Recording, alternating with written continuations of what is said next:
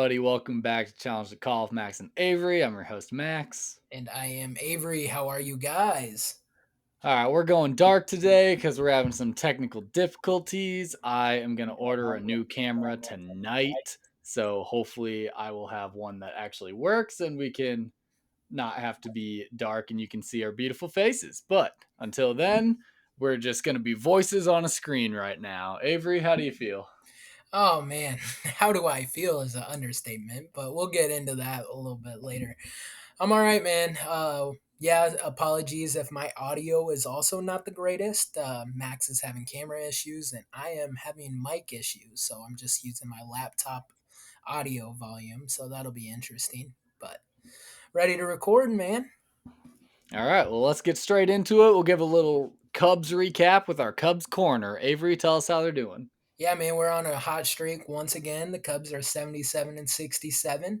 We are second place in the NL Central, and we're still 3 games back. It's looking like it might be a little hard to catch the Brewers, but we're still that wild card team. We're gonna be playing October baseball, and we are still hot. Like the pitching makes me a little nervous for the Cubbies, but um, our offense, man, our bats, they're just going ham right now. So that's pretty awesome to see.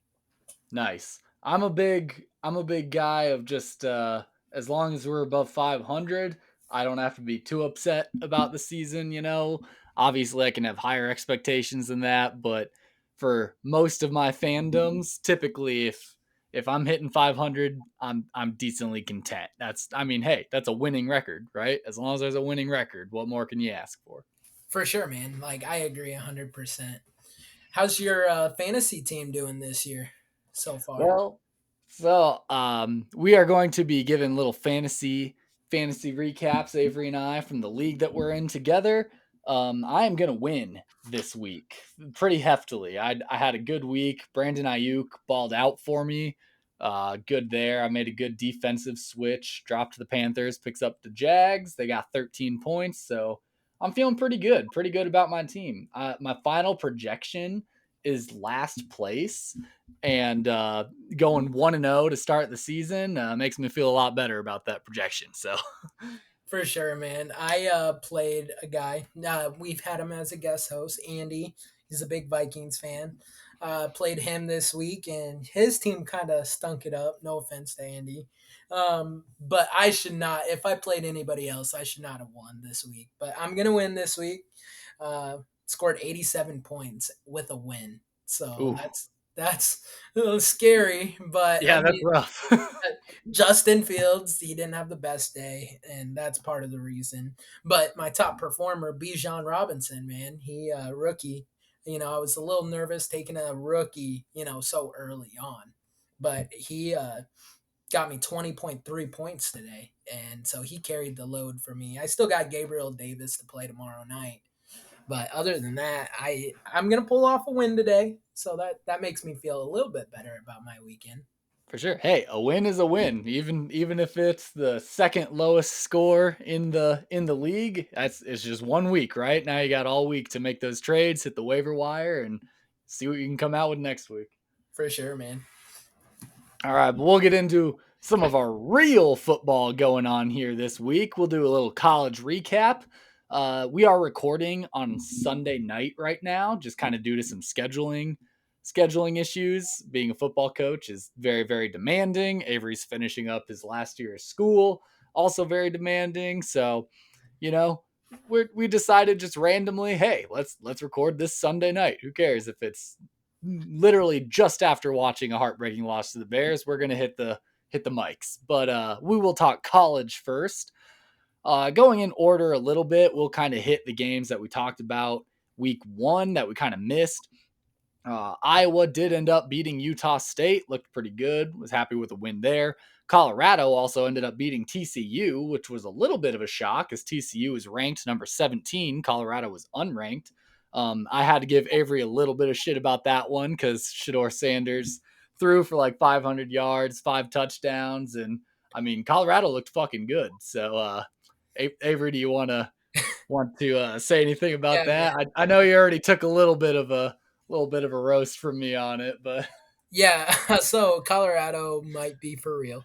Um, they are a good team, and Shador, like I didn't know how it would translate from the FCS level to FBS.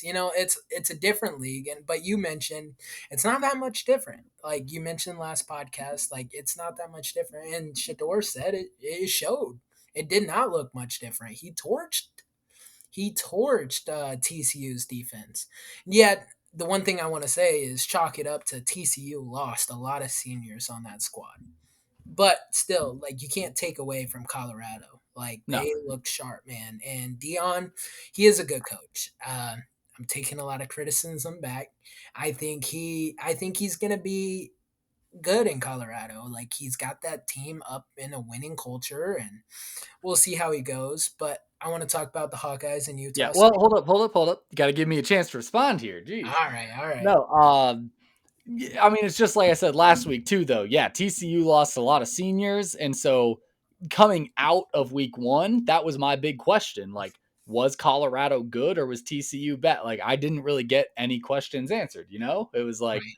is TCU actually ranked 17th and Colorado's just that fucking good? Or is TCU not worthy of their ranking? Like, who knows? But this week's games helped out a little bit with that. So we'll get into this week. We will start with our Iowa Hawkeyes here. We had our famed rivalry with Iowa State, the Cy-Hawk game. Uh, we did end up winning it 20-13. Not as crazy of a score differential as I would have liked, but a win is a win, as we said earlier. Biggest thing for me here, there was a weird stat I saw. It was, what was it? Iowa has won the past, I forget what the number is, so many games playing a rivalry at their stadium. Like, we haven't lost to Iowa State in Ames in years. Wow, really? Yeah, like it's a weird one because we just lost to them last year, right? But that Right. was at home. It's specifically on the road that like we have not lost to them in like a very significant amount of years. Huh. Well, and that kind of makes sense. I feel like you could get you're in enemy territory, and with it being an in-state rivalry, like the one thing I see is like Iowa fans will travel, especially 2 hours away. For sure. Ames is not that far, and Well, so and when you look at the divide of Iowa in the fandom, it's not it's not east and west. yeah, Like it's not like Eastern Iowa's Hawkeyes and Western Iowa's Cyclones. It's more like Iowa as a state is Hawkeyes, but you have a specific kind of central region around Ames there where they prefer Cyclones. But you get far enough west, like where you are, like Omaha, like you look at Council Bluffs, there's more Hawkeye fans, I would assume, than there are Cyclones fans. well, yeah, you get farther west, like you're looking at Iowa fans, but you don't see much Iowa State fans. You see more Nebraska fans too. And that's because Lincoln's only 45 minutes down the road from Council Sure. Bluffs. So, yeah, no, I get where you're coming from. But yeah, further like west to where I am, like you do see quite a bit of Hawkeye fans walking around here. Um, but yeah, no, man, this game looked okay. I mean, we were up, what, 20-6 for up until like the fourth quarter with like 5 minutes left. Yeah. So like the score should not reflect it being a close game because Iowa had control of this game since the beginning of the third quarter. I think it was a nice pick six that Castro. yeah, Castro had. He had a nice pick six that kind of like transcended the game and flipped it on the script. And I'm not gonna lie, our offense did not look great. Still, I mean, we had a young freshman running back. You might be able to help me with the name. Jazz. Jazz Patterson. Yeah. His full name's hard to pronounce, but yeah, Jazz Patterson, he looked great, man. He might be taking that job away from Caleb Johnson. No, for sure. I was shocked when I saw that like Jazz was doing good. He had, I think when I had checked in on the game, obviously I had my own game going on, so I was my first viewing of the Cyhawk game was very late.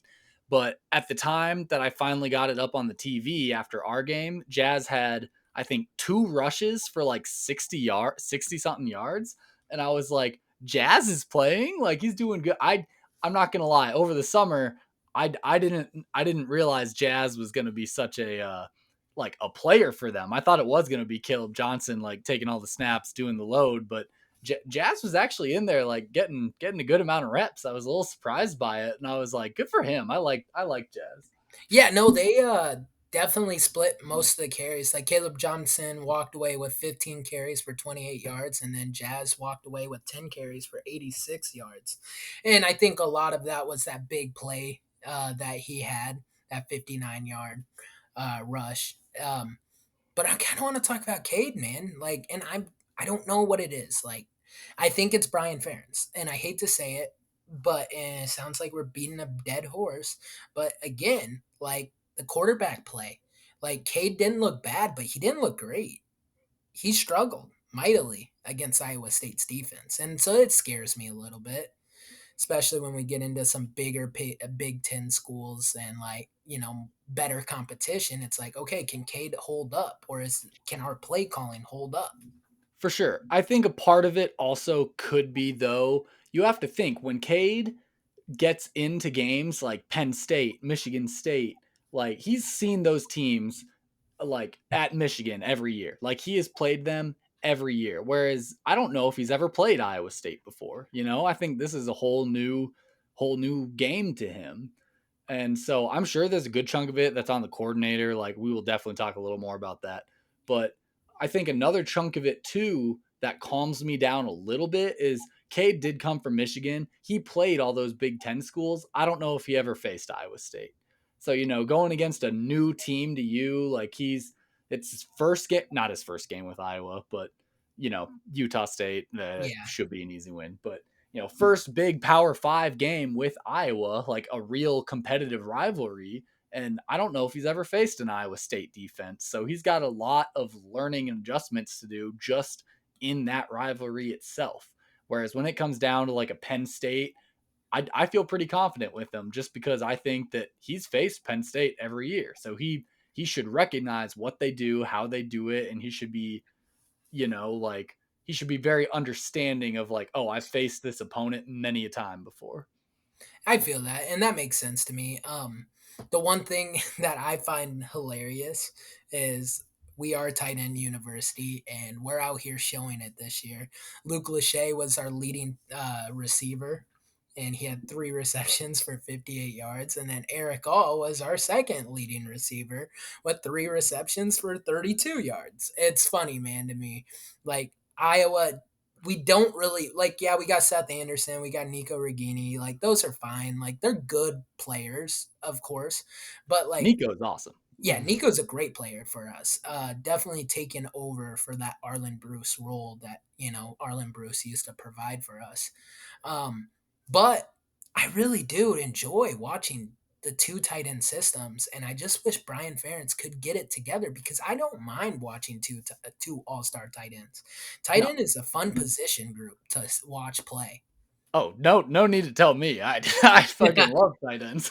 No, I wish that our offense used tight end like the one school I coach for. I wish we used our tight ends more in our pass game specifically because I would love to run like a two tight end system. Yeah, it'd be more of a headache for me when it came to grading and, teaching what they got to do and everything. But at the same time, I that's what I tell my position group. I'm like, "Hey, guys, I want tight ends to be on the field like 95% of the time. Right now, we probably use them about 50% of the time. We go a lot of 10 personnel, but I'm like, guys, I want to get into some 11, 12 personnel stuff. Like we need to be I want to turn my school into the tight end U of D3s. Like I just being a big Iowa guy, being a tight ends guy, like that is my ambition. But no, I love Luke Lachey and I love Eric All and just I gotta say, after being there over the summer, watching these guys play, like seeing Stroh's pick and everything, I love actually knowing like everybody on the field, and when they do something awesome, like I said, like Jazz had two 30-yard runs, Stroh got an interception, like Cooper DeJean is just doing Cooper DeJean shit out there. Like I love seeing it so much more having been with these guys, and it is like somewhat rewarding just knowing them and thinking like hell yeah guys, like keep killing it. I love to watch them play. For sure, man. And yeah, I just in next week I think we'll do well too. But one I do want to spotlight Iowa State. So Iowa State, they did play us pretty decently tough, for like they're kind of down in the dumps right now, man. Like they got hit hard with these like gambling allegations. They got really like Hunter Decker was supposed to be their junior starting quarterback. They had a rock with Rocco Beck, a freshman coming out, and he didn't do bad for a freshman. And the last time a starting quarterback from Iowa State played a freshman was Brock Purdy. So maybe he can kind of transition into what Brock Purdy was for Iowa State. Does that scare you at all? That like, I don't know. I know you said Iowa controlled this game and the closeness of the score doesn't necessarily reflect how the game was played, but at the same time, ending a game 2013 to a backup court, like does that make you ever so slightly nervous on Iowa's like defensive capabilities this year compared to last year? It does. I definitely do not think like, and maybe it's just because they're young, but I don't think we do. I don't think we have the defense like we did last year. I truly don't. But I mean, by the time we play some real competition in the games that really will matter, hopefully they played enough ball with each other that they can kind of transcend into that type of defense that they were last year, if that makes Definitely. sense.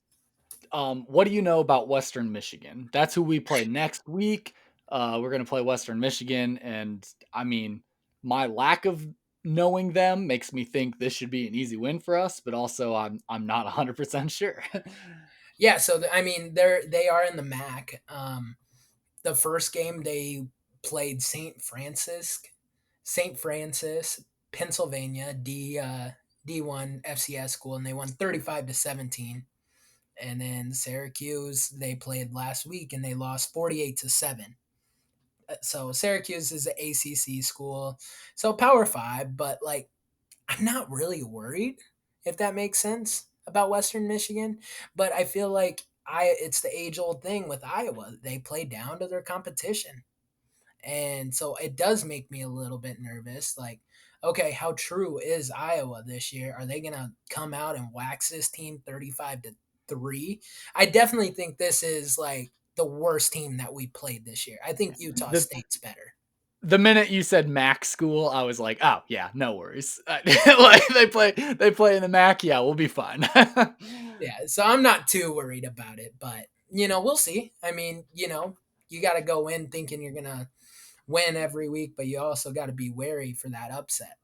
For sure. And as Iowa fans and Bears fans, we are always very, very wary about an upset. Yep. But moving into another game, once again, like Colorado, now ranked number 22. Iowa did actually end up losing their ranking. I think we forgot to mention this. Iowa lost their number 25 rank solely because of how well Colorado beat number 17 TCU.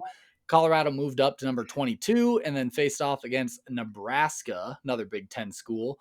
Once again, Dion shows that they are not fakes. Colorado won it 36-14. Pretty hefty score differential there. Iowa did get its 25th ranking back after the win against Iowa State, thankfully. But what are your thoughts on the Colorado Nebraska game? So I watched a good portion of this, man, and Colorado looked great. Like I mean, they struggled in the first half. Like both teams, I think going into first half, I think it was 13-0, and that was with Colorado kicking a field goal at the end of the quarter. So for most of the first half, it was 10-0. So like I was like, oh, Nebraska's keeping it close, and then coming into the second half, Nebraska scored and made it 13-7. And I was like, okay, Nebraska's got this, like I didn't think they were going to win, but I thought they were going to make it a game. And then Colorado, man, they're playmakers. I said the first week, I gave them that. I gave them that they had playmakers. They had good offensive weapons and Dylan Edwards and like the receiving core and Shador Sanders, but I was like, how's that offensive line going to hold up? And well, against a Big Ten school in Nebraska, they held up perfectly fine. They look good, man. Like, and Shador Sanders went 31 for 42, 393 yards and two TDs. He's For sure. He's it's a climbing. Yeah, I'm kind of excited about it. Being having the association with Colorado like I do, I kind of enjoy seeing them. I know they've been down bad a little bit lately, so it's a good little change of pace to see them finding some success. And Dion, how can you not love Dion? I mean, I know some people out there are against him or are against what he's doing and the way he's doing it, but I mean, shit, he's getting it done and he's winning. You know, like that's a coach's whole job right there. Yeah, and you gotta respect him, man. Like, and that's something I should have did in the first week. But you do gotta respect the guy because he saw an opportunity with like how NIL is and how the transfer portal is, and he's like, I can capitalize on this. I'm Deion Sanders. I can capitalize off my name. I can capitalize on my track record and what I've done just as an NFL player. I know the ins and outs of the NFL. I'm a Hall of Famer, and he's a good coach too. And he was a little like rusty on the X and O's. Well, he brought in a head coach from Kent State as his offensive coordinator. I forgot the head coach's name, but like he's their offensive coordinator. Like, and Kent State had a good record last year, so that's like to a lot of people that's like a down. Like Sean that's a Lewis. Sean Lewis, yeah. Um, and he's got the offense going hard, man. I really, and Xavier Weaver, we've been talking a lot about Shador Sanders, but his receiving course is just incredible. Xavier Weaver, he played at University of South Florida last year, but he had 170 yards receiving. He had 108 last week. Like, that's a lot in 2 weeks. People talk about Travis Hunter playing two ways, but Xavier Weaver, he's done a great job. Definitely. And I think it is just incredible how I know I talked last time a lot about how rebuilding a team takes time, but with the transfer portal and just with like you said, all of Deion Sanders' credentials and who he is, like that just minimized the process. Like he didn't have to build a culture over a course of, years. Like he was able to get the job done in an off season. So that is like you have to respect him for that. Like I applaud him for being able to accomplish that so quickly and so successfully, at least after the first couple weeks. Now we'll see if he continues with it. Do you know who they play next? Yeah, they play Colorado State. So Oh, there we go. in-house rivalry. It'll be interesting. I mean, we already know what's going to happen in this game. Colorado's going to blow the doors off Colorado State, right? Definitely, yeah. Colorado State, for those who don't know, is in the Mountain West. They're a General Five.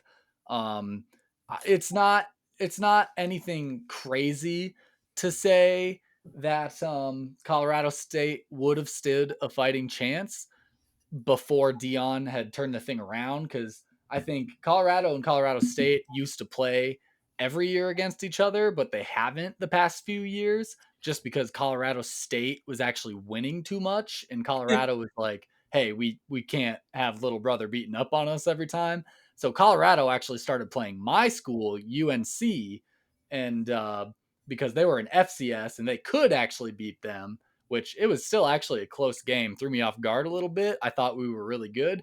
Turns out Colorado was just really bad. But so I think it will be an interesting game because this is a little bit of a rivalry reawoken. Like this is the first time they've played in a couple years, so I'm excited to see it Well, and isn't that cool? Like, I do like that. I like how Colorado is kind of like flipping the script a little bit. They're bringing back some of their old rivalries. Like Nebraska and Colorado in the 90s was a big rivalry, and they scheduled them this year. Colorado State, big rivalry. They scheduled them this year. I enjoy seeing that aspect of Colorado, and they're like, bring on, and they scheduled TCU first game of the year. Like, I think they're like not afraid to play good competition. No, and that totally makes sense with like Deion Sanders' personality and who he is. Just like, hey, we need a week one game, like 17th TCU. Yeah, fucking bring it on. Like that. That just seems so right up his alley. And he took it like a champ. They went out and they won that game. Like he did exactly what he set to prove. For sure. And so we talked a lot about Colorado. I do want to touch on Nebraska a little bit For in this sure. game. Jeff Sims, their transfer quarterback from Georgia Tech. Man, I feel bad for Nebraska. They've just had a revolving door at quarterback. Sound familiar? Yeah. revolving door at quarterback, and Jeff Sims so inaccurate, man. And he all he does is knows how to run the ball. Like he had a good game on the ground, but as a quarterback, we've seen ourselves a personal. Like I was talking to a buddy because he came over, my buddy Phil. He's been a guest host, and we watched the Bears game. I'm like, yeah, the Bears are the Nebraska of the NFL, and I hate it. Um, but that's for up in the NFL. But like no, like I think Jeff Sims, I feel bad for Nebraska. It's going to be another rough year. Um, but and it's kind of weird because Matt Rule and Deion Sanders, they're two different type of coaches. They both are first year coaches. Deion Sanders built a program to win now, and I think Matt Rule is building a program to last. And I think that's two different types of standpoints you can take as a first year coach. You're going to be like, well, we're going to struggle. We're going to struggle this first year. We're going to get my guys in, and in 2 to 3 years, you're going to see what type of program I can build. And that's the Matt Rule approach. For sure. Dion, Well, and that's like what I was saying though. If it takes time to rebuild a team, which it truly does, yeah, I except think if you're Deion Sanders. no, exactly, exactly. I think that is just the difference right there. I'm not going to say that Dion isn't building a team that's not going to last because I don't think he took any shortcuts or did anything cheaply in a non-sustainable way. I Right. just think he utilized, like you said, the resources that exist nowadays, NIL, transfer portal, and he capitalized on those resources and just cut down the time that it took to get the job done. Because, like you just said, Matt Rule wants to get his guys in, and in 2, 3 years, like, look at where he'll be. Deion Sanders did the same thing. He just did it in an off season, not over a couple 2, 3 year period. Like his guys, he got in immediately and they're there, you know? Which is pretty impressive. I'm not going to lie. It's That it's is very very impressive. And if you're not Deion Sanders, I don't know how successful you are in doing that. Just who he is, his personality, and like it's all his personality and just who he is. Like that's how he was able to do this so successfully. for sure, man. I want to talk about Roll Tide for a second. This Go game, for it. Texas, Alabama. Alabama was ranked third. Texas was ranked 11th. And Texas came out and they didn't just win this game. They won this game handily. They scored 21 points in the fourth quarter, man. Like it was incredible. And like people have been given like the flowers to Caleb Williams, Drake May, and now Shador Sanders. But people forget about Texas has a damn good quarterback down there in Quinn Ewers. And They do. he balled out. Like that's the reason Hudson Card transferred to Purdue. We talked about that a little on our podcast. That's also the reason why Arch Manning, literal Manning, is sitting on the bench. Quinn Ewers, he is Texas's guy. Like Texas has been looking for a quarterback like Ewers forever, and they finally got him back. And Texas could be magical, man. Like I Now, think that this is is yours is yours a junior or a senior? Ewers is actually only a sophomore, redshirt Oh, okay. So sophomore. he's Yeah, he's got some time to go. That's going to be an interesting dynamic with him and Arch then. yeah, Like like how quickly exactly is Arch planning on seeing the field cuz he could. I'm not saying that he's going to be egotistical or like want his time prematurely or anything per se, but also you have to think like you said, being a Manning and riding the bench for 3 more years no way. doesn't necessarily sound like it's a great plan for him, you know? For sure. Well, and with Quinn Ewers being a redshirt sophomore, he can declare for the draft this year if he so chooses. But I don't know if he does. Like, especially if he's the quarterback that brought Texas back to like prominence. Like we hear about, Texas is back, Colorado's back. We hear about that type of stuff all the time. Well, this year, this was the game that would just like I feel like this is a defining moment as a Texas Longhorn. Can you go out and can you beat Nick Saban in Alabama? They did it, and they did it handily. And I thought it was amazing. Jonathan Brooks, the running back, he balled out. He had 14 carries, 57 yards, but like he's just kind of he was the third string guy last year, and Roshan Johnson graduated, and then so did Bijan, and he filled into that role, and he did great. Um, the thing with Texas, man, is it's just a receiving core. They have a lot of ballers on their receiving core, and Quinn Ewers just throws the ball up. He's smart about it. But on the flip side, man, is this the downfall of Nick Saban? Is the NIL, and because Texas has money and they went in, they got transfers and they did kind of similar situation that Colorado did. Is Alabama not the same Alabama as we've seen in the last 5 years? I don't know if Alabama is not going to be the same Alabama per se. I just think they obviously lost a very very good quarterback to the draft, Yeah. and it they might not just have a solid replacement for him yet, or the replacement they do have for him needs to learn a little more. I have a hard time thinking that Alabama is going to drop off a cliff or anything like that. I think they will still be contenders. I think they'll still be very high up there in the rankings. I just think every team that loses a quarterback needs to figure their shit out a little bit. So I I think agree. Alabama is just going to need a little bit, kind of figure their shit out with the quarterback situation. I agree. And Jalen Milrow, Alabama's starting quarterback, like he's not playing Nick Saban football. Nick Saban likes to protect the ball, limit mistakes, kind of like any coach, but like Nick Saban gets it, like, and I think it might just be look at the last three Alabama quarterbacks that they've had starting for them. Literally, Bryce Young, Mac Jones, Tua Tagovailoa. Like all three are starting quarterbacks in the NFL right now. For So sure. this is just like you mentioned, this is just a gap year for Alabama. Like they don't have that true number one quarterback, that leader that can fill into the role and, play devil's advocate against an upcoming team like Texas. Definitely. One more game to mention before we move on from our college segment here. Just briefly mention Wisconsin and Washington State. Um, I'm sorry, Wisconsin won, right? No, Correct? Wisconsin lost actually. Okay, you typed Sorry. this wrong then. I did. I did. Wisconsin lost. Yeah. It's kind of funny too, man. Like Wisconsin, they put them ahead of Iowa. I don't, and it's all because of the Luke Fickle hire, right? Like Wisconsin got Luke Fickle from Cincinnati. He led Cincinnati Bearcats to the college football playoffs. Blah blah blah. I don't care. He's not that good. Like I don't think Wisconsin's that good.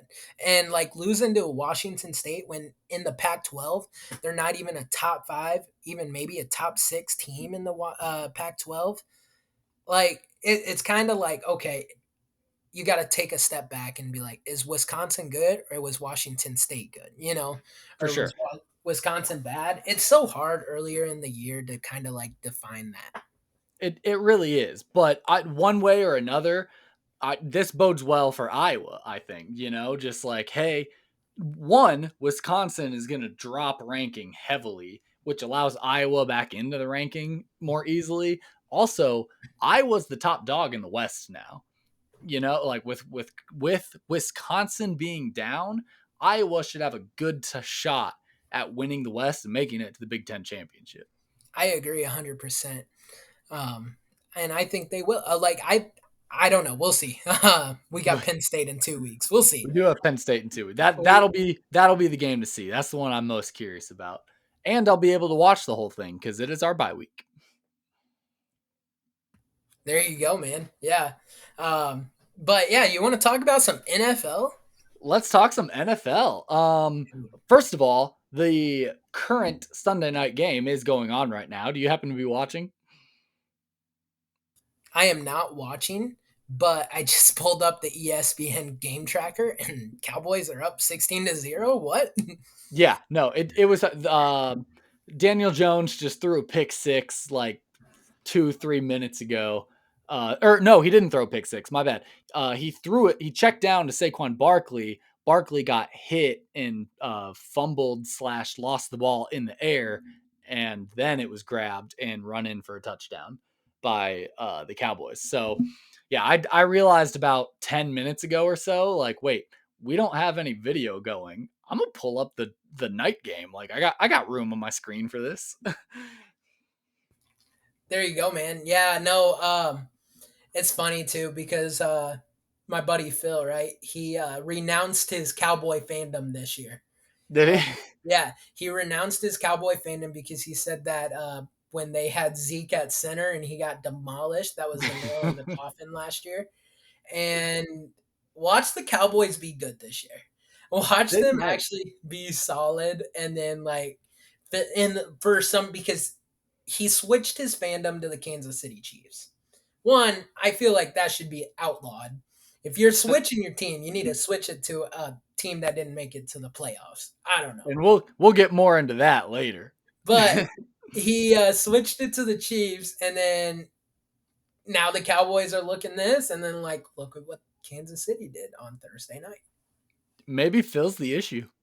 Maybe he is. Maybe that's why the uh, spoiler alert: the Bears lost today. Maybe that's why the Bears lost because he was rooting for the Bears against the Packers, and maybe that's why we lost today.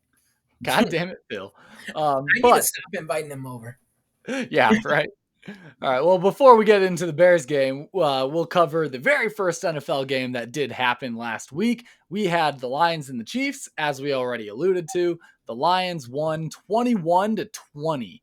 I did watch a decent chunk of that game. Went over to one of the other coach's house and watched some film, but we also had the game on up in the background.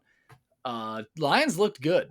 Lions looked pretty good, and I think they're going to win the North this year. I After the week one and that we've had, I think Lions easily take the North.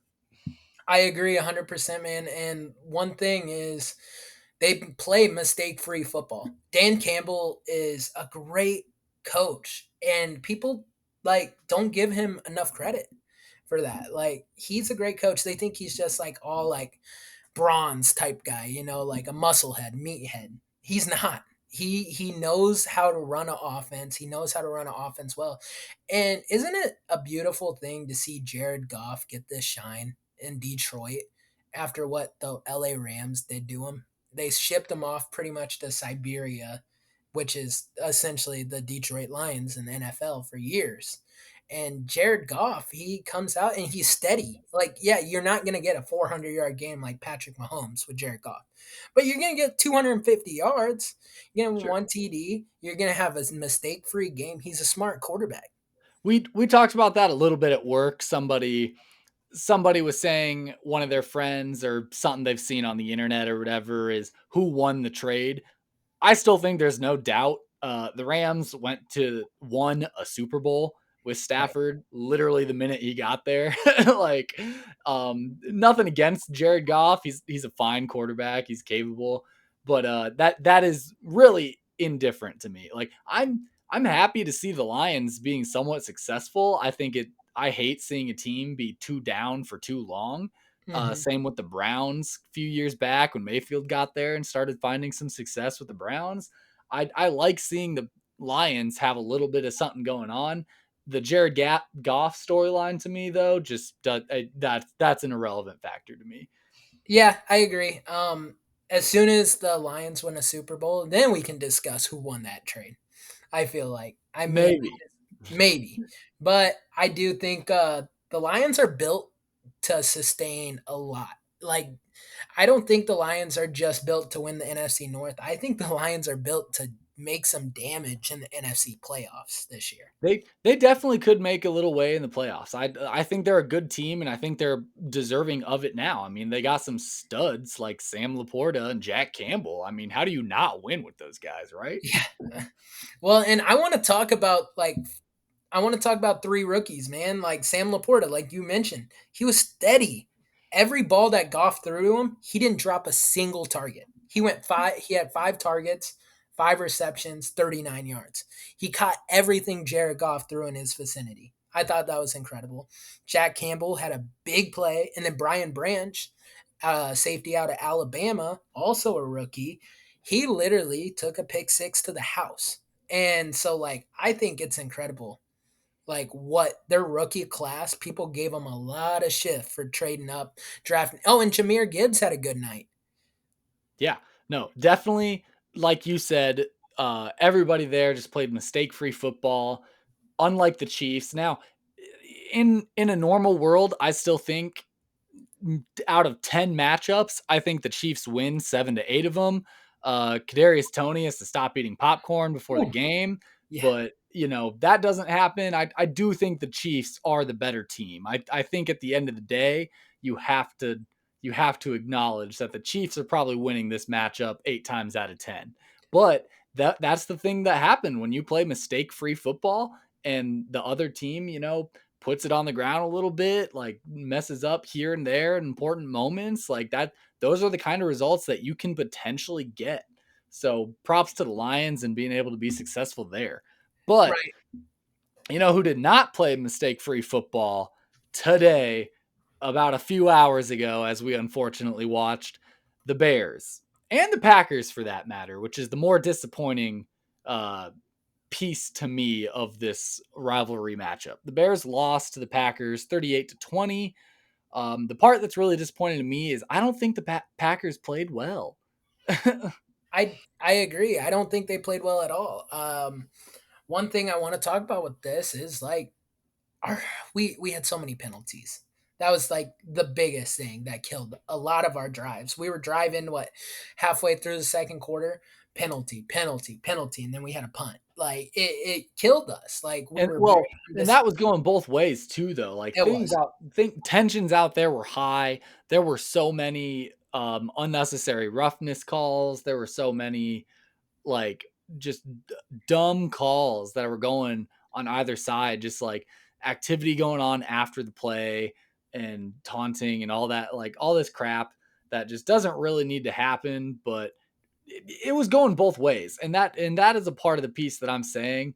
When like the Packers didn't play great, they also had a bunch of penalties, and this does not look like a close game. This we 38-20. Like it's this should terrible. have been way closer. I I don't even know what to say. I I am like when I was watching this game, I just kept feeling empty in this inside. I felt depressed. And it's all because like I felt like the Bears kind of had expectations this year. We had a great offseason. We drafted Darnell Wright. He was the right pick. Usually the Bears don't pick the right guy. He was the right pick for our offense line. And he did okay for his first NFL game. He he struggled a little bit with the pass rush. It looked sketchy. Our offensive line is what killed us the most throughout like the whole thing. Justin Fields had no time.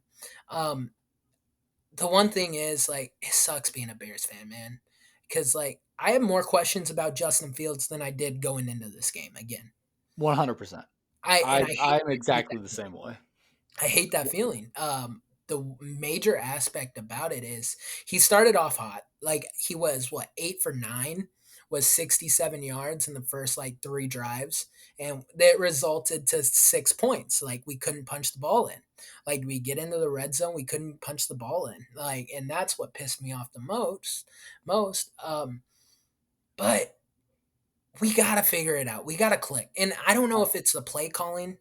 I don't know And what it is. that is exactly what I was just about to say, is especially at the end of the game or Oh the my end of the god. second half, whichever it was, or the end of the first half, I don't remember exactly.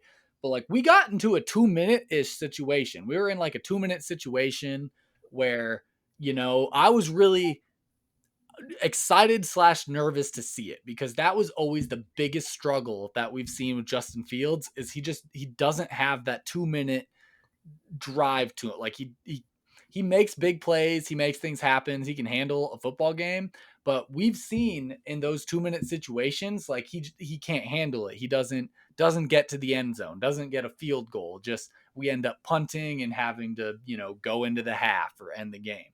And so I was excited to see it, but I don't know if it was due to Justin or if it was the play calling, but when we got in that situation, there was like a minute left and we were running the ball. Yeah. I was losing my fucking mind because we were handing the ball off and running with a minute left. And I'm like, is this Eberflus just like being a dumbass? Or is this like like lack of trust in Fields to push the ball down the field? Yeah, I 100% correct, man. Like, and there's two things I do want to mention. One, we were right about the DJ Moore acquisition. he might not have had a good game. 2 receptions, 25 yards, but he caught both balls. That he was only targeted twice, so he And caught both balls. he almost caught that touchdown in Yeah, the third or fourth quarter. I think it was the fourth, where he damn near had that ball in the end zone. Like he almost had both feet in. He had the catch initially. When he hit the camera, he let it go. But he almost had the catch with both feet in. It was a really, really tight window. But like that would have been a huge play. He just about made it. yeah, it would have been clutch, and it would have helped us come in because. But Darnell Mooney was the bright spot of the Bears offense today. One of the bright spots of the Bears offense. I saw Darnell Mooney, the same Darnell Mooney I saw 3 years ago when he uh, caught for 1,000 yards. I thought he looked good today. He was getting open, and that's because he's not going up against their number one corner anymore. He's Exactly. like, and so like I see the progression. I see Ryan Poles like game plan and his strategy. Is just we gotta replicate it on the field, For and sure. we gotta And eliminate. And that comes down to coaching. that does come down to coaching, but like that's just the difference maker right there of like having a receiving core and not a stud receiver. Like a Right, team doesn't need a stud receiver. You need a receiving core that you can spread out among the field and you can hit any section that you want to. If you only have one guy you can throw it to, that's easy as hell to defend. You put your best guy on there and you make it so that they have a double coverage on him. You have right. two guys you can throw it to, and you got to split up your defense. You got to space it out, and in that space, you're going to have room to throw. Now, that being said, why is Claypool still playing? Oh my Like, god! why is he even Thank on you. the team? He had 2 targets and didn't catch a single one of them, and one of them hit him in the fucking hands. I hate Claypool. I hate what he stands for. He started that scuffle. Like I dislike Claypool. Like he's always in the mix of like bad shit, and he needs to get out of Chicago. Um, I think the more we see Tyler Scott get involved, the less we will see a Claypool. I think it's a lot of Tyler Scott being so young, and that's why we don't see him. But Tyler Scott, 2 targets, 2 receptions, 14 yards today. He didn't look bad, especially at the end of the game. And I am excited to see Tyler Scott. But I want to talk about our run game real quick. I mentioned this before. I don't believe Khalil Herbert is a number one running back. And it No. showed today. It really did. 9 carries for 27 yards is not starting quality. When Roshan Johnson, rookie, 5 carries for 20 yards, and Deontay Foreman looked good too. Like, I don't think Khalil Herbert should get 9 carries a game. Khalil Herbert definitely is playing as a RB3 right now behind Foreman and Johnson, but it's just exactly like we predicted. Like we said, or you said, Johnson is fresh. Like he was behind Bijan Robinson at Texas. Like he's got fresh legs. Like when you're playing behind the number one running back coming out of the draft, and like you didn't get as many carries. You're fresh. You're still a hell of a good back. We got him for a steal. And he's showing his worth. He's showing that, like, hey, I do deserve to be here right now. Like, check out what I can do on the field. For sure. And the one thing with it, dude, is like I am terrified because I thought at least week 2, like if for some reason we, lost to Green Bay, I thought there was a chance we lose to Green Bay. I didn't think it would be by 18 points. I thought it'd be No. like 2-3, last second field goal. I thought it'd be a close game. I really did. Um, Jordan Love did not look that great, but I'm terrified for week 2 now because of what the Buccaneers did today. A Yes. bucket, Buccaneers played the Vikings, another NFC North team. They did win it 20-17. Did you watch any of the game? How did Baker Mayfield look? Yeah, I watched. So I watched on Red Zone. So I watched bits and pieces of it. But Baker looked good, man. He had a nice stiff arm. Um, he actually ran the ball a decent amount, which is not Baker esque. But yeah, he went 21 for 34, 173 yards and 2 TDs. He was just consistent. That's all Yeah. he was. Like he wasn't great. He was kind of Kirk Cousins today. against Well, Kirk Cousins. and that's what you want out of a solid court, like, I'd rather have a consistent quarterback that does his job than an inconsistent one that, like, maybe he can do something incredibly great, but then maybe he can also fumble the ball, Like, I'd rather have consistency over big plays and inconsistent play any day. For sure, man. And that's like the big thing with it. Now I'm like, okay, can Chicago beat Tampa Bay next week? Like, we're going to have to shut down Mike Evans. Like, I didn't think our defense was really the problem because you take away the pick six in our game, 38, it goes down to 31 by Justin Fields. Um, you take away the fluke long pass, that fumble pass by Jordan Love. Mm, And he got like a 70-yard reception to the tight end because it was a fluke play and they scored off of that. You take away yeah, that, we're looking at a 24-20 ball game. Like we mentioned, close game. We shot ourselves in the foot. So, but it comes back to Mike Evans is experienced and our secondary looks shaky at best.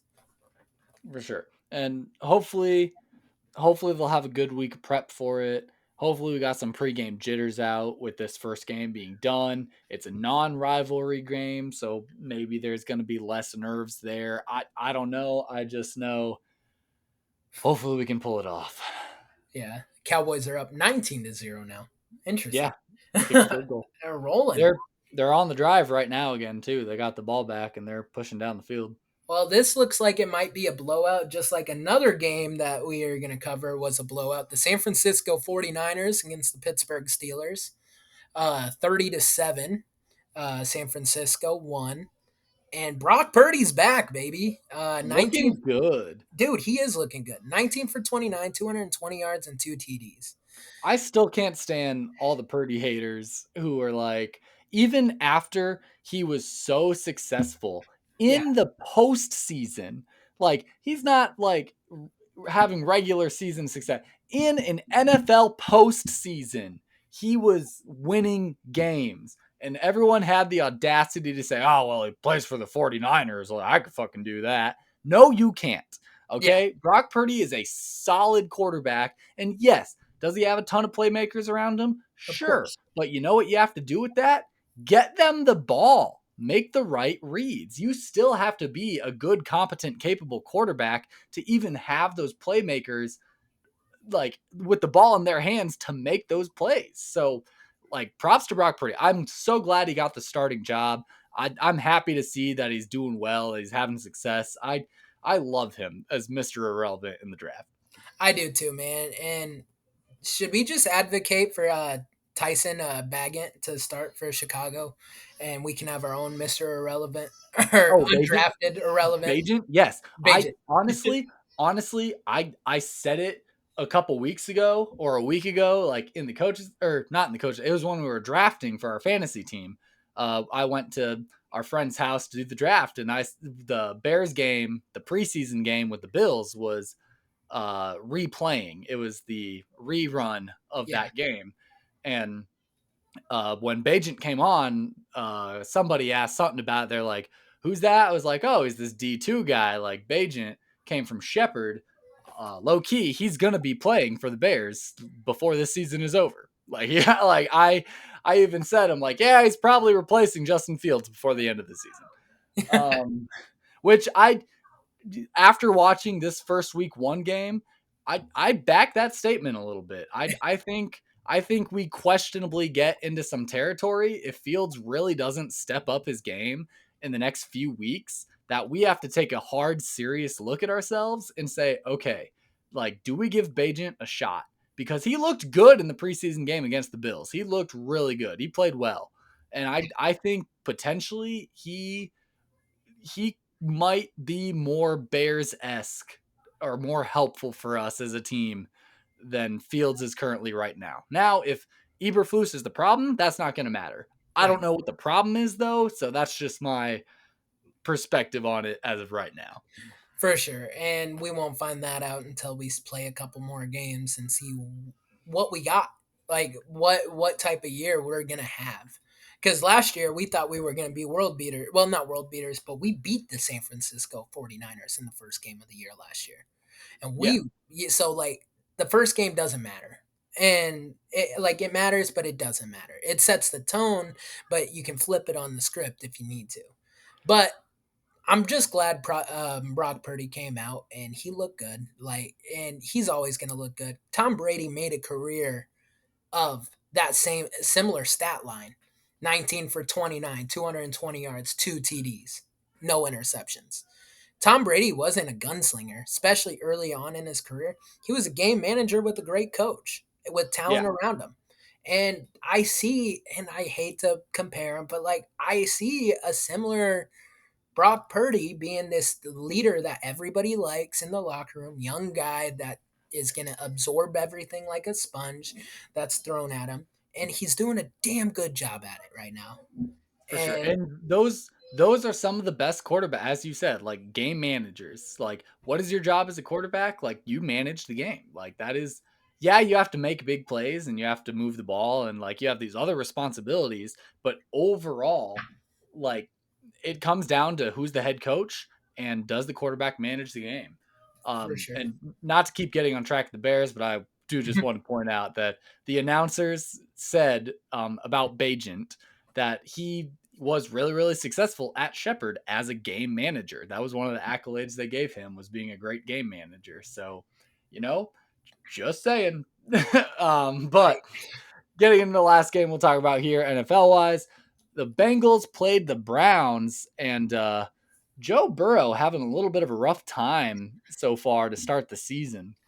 Well, Joe Burrow just got paid. He got paid $275 million. Highest paid quarterback ever, highest paid NFL player in history. He got his paycheck, and he did not come out and show why he got his paycheck tonight. 14 for 31 and 82 yards, zero touchdowns, zero interceptions. He struggled, man. Struggled. The Bengals offense struggled. I think a lot to do. He got hurt, and he wasn't expected to play until week 3, week 4. And they That's what came I out, thought. yeah, and he came out and he said he was playing this week. I think he rushed the injury back, and it showed. Yeah. It, I was just gonna ask, like, do you think it has to do with his calf? Like, do you think that because with the O line that the Bengals have, they're not great. You know, like Joe Burrow is making his money or made his money off of scrambling around, using his legs, and still getting the ball to where it needed to go. yeah, So I think his leg is, like you said, I think it is truly affecting him. The other coaches looked at me like I was crazy today when I was like, "Oh, well, they're without Joe Burrow, aren't they?" They're like, "No, Joe Burrow played. What are you talking about?" It was like, I thought he was hurt. yeah, no, he was supposed to be hurt. But yeah, he decided to play. And no, I do think it has a lot to do with it. It takes away a skill set for him. Just imagine Justin Fields going out there and trying to play, not being able to move around. It would be bad. It would be really bad. And so, it just takes away one of his best acquisitions, unlike assets as a quarterback, and it takes it away. And I just don't think they ever got into a rhythm. And the Browns, I just want to talk about the Browns real quick. They are just a great team all around. They got a great defense. Nick Chubb's amazing running back.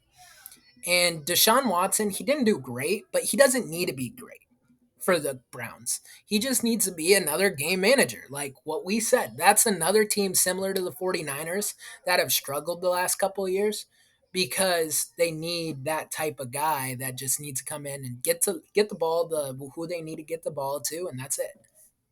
Definitely, and that seems to be the theme of the day right now. Manage the game. It's all about game managing. But And we got a good game manager at Iowa, so Cade McNamara. we do. So let's go Hawks. That's all the time we got for you guys here today. We were glad we were able to get this episode out. Moving forward, things are going to be a little inconsistent here, probably, as we've mentioned at the beginning of this episode. Scheduling is very difficult when you live the lives that we do right now. We'd like to get to 2 episodes a week later in the season, especially once my season is over. So be prepared to see a little bit of that maybe, and just be prepared for episodes whenever they may happen to be out. We could record randomly in the middle of the week, we could record in the middle of games on Sunday. There's no rhyme or reason to when we'll be able to hop on, but we're going to try to get at least once a week. We will get on here, try to get an episode done, and get you guys some content. For sure, man. And go like us, follow us on Instagram, YouTube, subscribe, listen to us on Spotify, and follow our TikTok, Challenge the Call with Max and Avery. And all I really got, guys, is go Hawks and bear down.